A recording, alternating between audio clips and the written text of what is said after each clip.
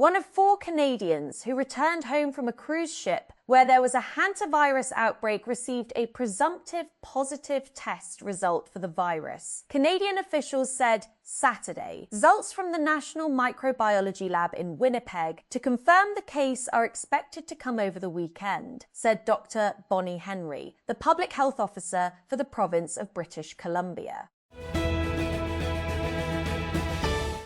8 years after hearing their national anthem on football's grandest stage for the first time, Panama will have the chance to relive that surge of national pride at the 2026 FIFA World Cup. Having navigated a challenging qualification campaign, they return to the tournament as Central America's highest-ranked side, ready to test themselves against some of the world's best nations. Taiwan's president says the island will not be pressured into giving up its democracy and sovereignty, days after the self-governing territory was one of the main points of discussion between China and the US.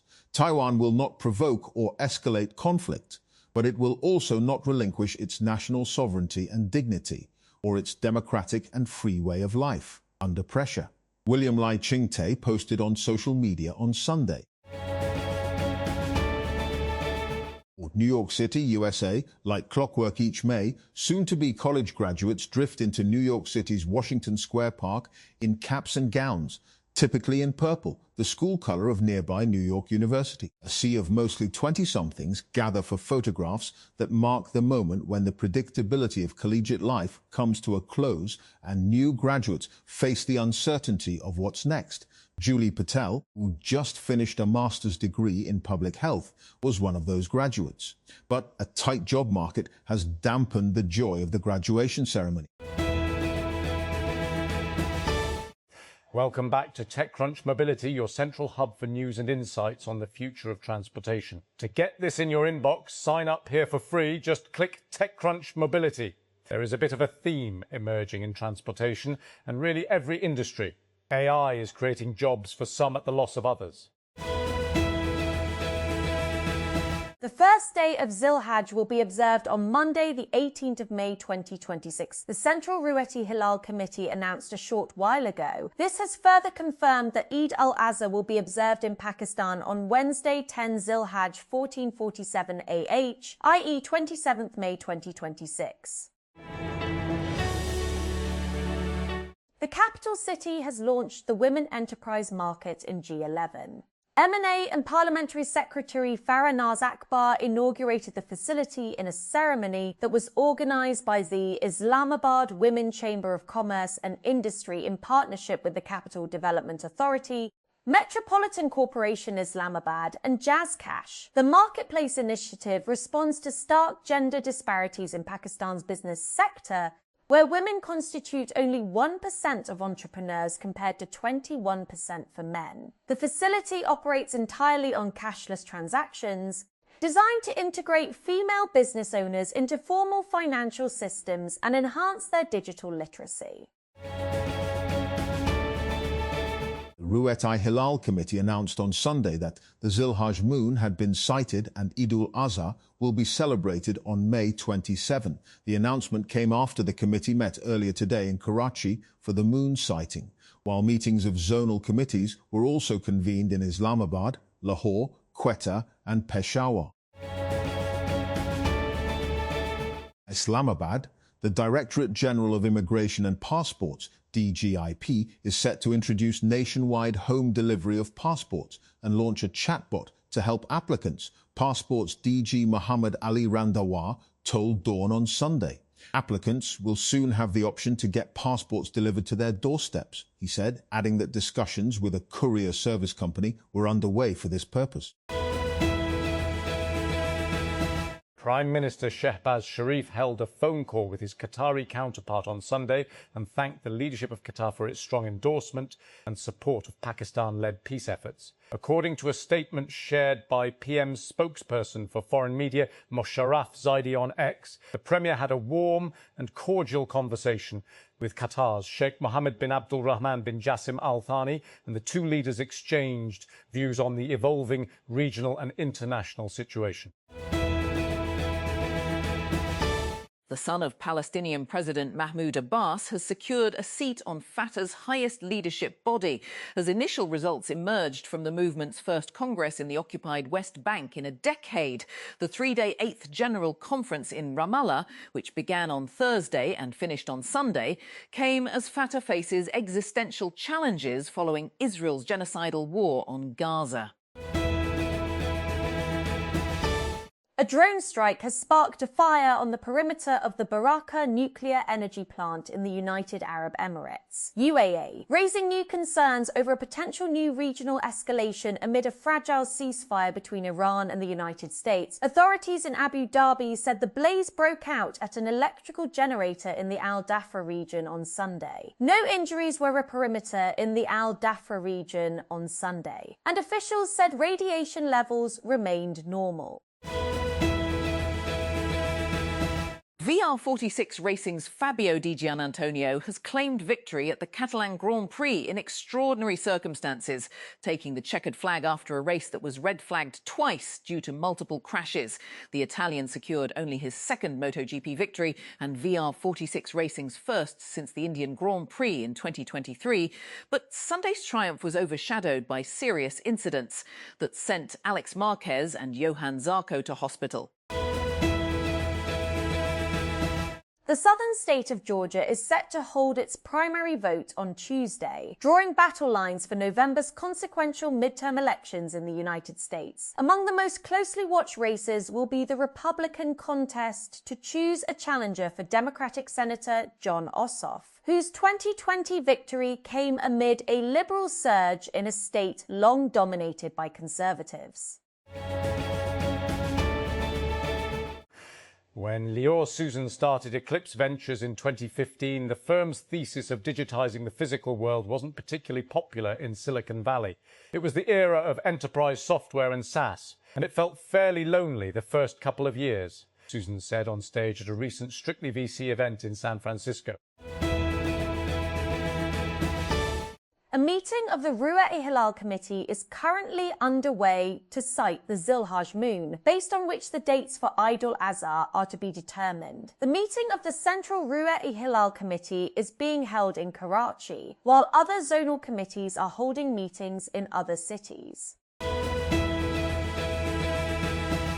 The outbreak of Ebola in the Democratic Republic of Congo is concerning. It has been spreading for weeks undetected in a part of the world where civil war makes getting on top of the virus difficult. And the species of Ebola involved is rare, so there are fewer tools to stop a virus that kills between a third and half of people infected. The killing of Izz al-Din al-Haddad, the recently appointed head of Qassam Brigades, the armed wing of Hamas, has dealt a symbolic blow to the Palestinian group in Gaza, but the impact on its military operations is far from certain. Al-Haddad was killed on Friday in a sophisticated dual strike on a residential apartment in Gaza City's Remal neighbourhood and a vehicle attempting to flee the scene. The delivery of heavy munitions into a densely populated area, packed with displaced civilians, killed 7 other Palestinians, including women and children, and wounded 50 people. A complete ban has been imposed on the entry of vehicles carrying animals onto motorways. According to a Central Region spokesperson, the decision has been taken to ensure public safety and maintain smooth traffic flow during Eid al-Adha. Officials noted that overloaded and unfit vehicles have previously contributed to serious road accidents. Fawad Chaudhry mistakenly called for Fatima Sana to be made captain of Pakistan's women's cricket team, even though she already holds that role, turning his tweet into an embarrassing factual blunder that social media quickly picked up on. On May 16, 2026, Fawad Chaudhry posted on X, Twitter, "Can we make Fatima Sana captain of Pakistan cricket team, please?" linking to coverage of her record-breaking fastest 50 in women's T20Is. Islamabad. The National Highway and Motorway Police, NHMP, has imposed a ban on the entry of vehicles loaded with sacrificial animals on motorways, according to an official statement released on Sunday. Overloaded, unfit and improperly loaded vehicles often lead to traffic congestion and serious road accidents. the statement said. Opener Mamadul Hassan Joy struck a fluent half-century after the bowlers dominated to put Bangladesh firmly in command of the second test against Pakistan on Sunday. Bangladesh, who lead the two-match series 1-0, closed day two on 110-3 in their second innings, leading by 156 runs in Sylhet. The US Central Command has termed Pakistan a critical counter-terrorism partner that is central to the fight against the militant Islamic State Khorasan, ISK, in South Asia. The remarks were made by CENTCOM Commander Navy Admiral Bradford Cooper, who testified before the Senate Armed Services Committee earlier this week on the progress of Operation Epic Fury, Washington's campaign against Iran that began on February 28 and is paused for now. The World Health Organization on Sunday declared an Ebola outbreak in the Democratic Republic of Congo and Uganda a public health emergency of international concern. The latest epidemic, which has been caused by the Bundibugyo virus, does not yet meet the criteria of a pandemic emergency, the organization said. An Ebola outbreak caused by the rare Bundibugyo strain has killed dozens in Democratic Republic of the Congo and is spreading into Uganda, raising fears of regional transmission. Health officials say instability and shared borders are complicating containment efforts as the World Health Organization declares a global health emergency. Researchers in the United States have developed an experimental chewing gum designed to kill viruses in the mouth by trapping them before they can infect human cells. The study, conducted by scientists at the University of Pennsylvania, tested a gum infused with plant-based antiviral proteins. These include a modified form of ACE2, which acts as a decoy target for SARS-CoV-2, the virus responsible for COVID-19, and a bean-derived protein called frill, which can bind to influenza and herpes viruses.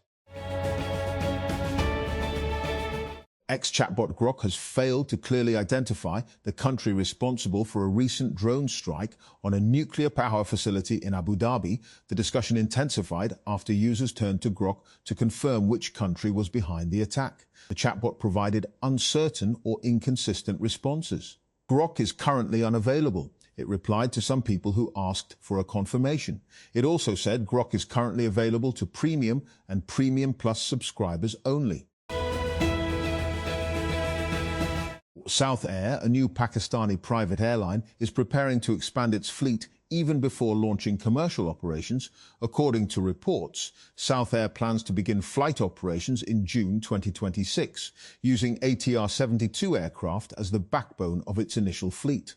The airline aims to position itself as a regional carrier focused on affordable, short-haul connectivity across Pakistan. Tata Group-owned Air India has posted a staggering annual loss of around $2.8 billion for the 2025-26 financial year, underscoring the scale of the challenge facing the carrier's high-profile turnaround plan.